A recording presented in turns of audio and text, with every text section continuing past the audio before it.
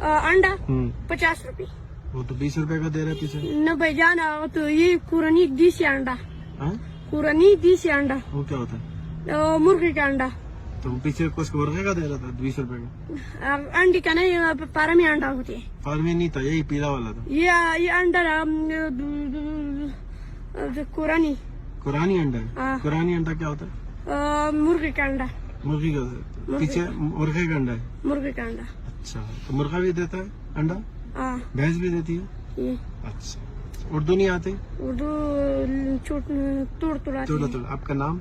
साजिद अली। साजिद अली। कौन सी जगह है? मेरा जगह है। मेरा जगह तो है, नाम क्या है इसका? स्पिनोबो। हाँ? स्पिनोबो ना। स्पिनो बोना। हाँ। अच्छा, जबरदस्त जगह है। इतना खूबसूरत। बर्फ कभी पड़ा था? बर्फ है। कभी आया था? मेरे जगह में हर जगह है।